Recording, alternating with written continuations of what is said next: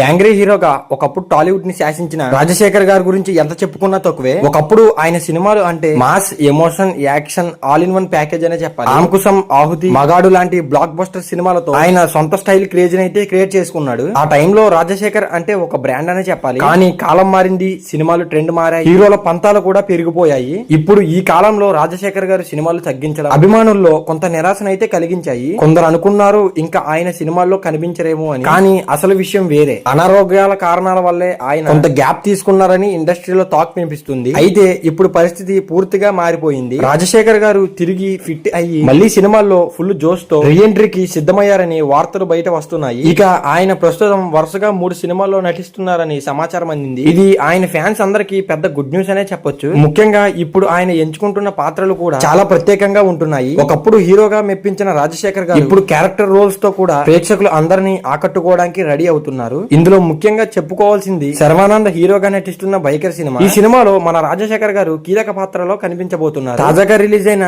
Cinema trailer చూస్తేనే ఈ movie మీద బాగా హైప్ అయితే పెరిగిపోతుంది. ట్రైలర్ లో కనిపించిన కొన్ని సీన్స్ చూస్తుంటే రాజశేఖర్ గారు శర్వానంద్ తండ్రి పాత్రలో కనిపించుతున్నారని క్లారిటీగా తెలుస్తుంది. ఈ ఎమోషనల్ కనెక్షన్ సినిమాకు పెద్ద ప్లస్ అవుతుందని ఫ్యాన్స్ అందరూ అనుకుంటున్నారు. ఇక ట్రైలర్ రిలీజ్ ఈవెంట్ లో రాజశేఖర్ గారు చెప్పిన మాటలు ఇప్పుడు ప్రతి సోషల్ మీడియాలో బాగా వైరల్ అవుతున్నాయి. ఆయన మాత్రం చాలా ఓపెన్ గా మాట్లాడారు. ఈ మూవీలో శర్వానంద్ హీరో, నేను సెకండ్ హీరో చేస్తున్నాను అని ఆయన ఆ వేదిక మీద అన్నారు. ఈ మాటలు వినగానే చాలా మంది షాక్ అయ్యారు. ఎందుకంటే ఒకప్పుడు ఇండస్ట్రీనే ఏలిన హీరో ఇప్పుడు సెకండ్ హీరోగా మాట్లాడడం చాలా మందిని ఎమోషనల్ చేసింది. అయితే ఆయన వెంటనే మరో మాట చెప్పారు. ఇప్పుడు ముందులాగా కాలం అయితే లేదు, ఇప్పుడు మాత్రం అందరూ ఒకటే, సెకండ్ లెవెల్ అనుకోవద్దని నా పిల్లలు చెప్పారు. ఇప్పుడు నేను కూడా అలా ఫీల్ అవ్వడం లేదు అని ఆ మీడియాతో అన్నారు. ఈ మాటల్లో ఎంత రియాలిటీ ఉందో మనం అందరం అర్థం చేసుకోవాలి. నిజంగా చెప్పాలంటే ఇది పెద్ద లెసన్ కూడా. టైం మారితే మనం కూడా మారాలి అన్నది రాజశేఖర్ గారి మాటల్లో స్పష్టంగా కనిపించింది. అంతేకాదు ఆయన చివరిలో చేసిన రిక్వెస్ట్ కూడా చాలా హార్ట్ టచింగ్ గా ఉంది. నన్ను ఇంకా ఎక్కువ సినిమాల్లో తీసుకోండి అని డైరెక్టర్ అందరినీ అడగడం, ఒక సీనియర్ హీరో నుండి రావడం అంటే అది నిజంగా గొప్ప విషయం అనే చెప్పుకోవచ్చు. ఇది ఆయన డెడికేషన్ కి నిదర్శన.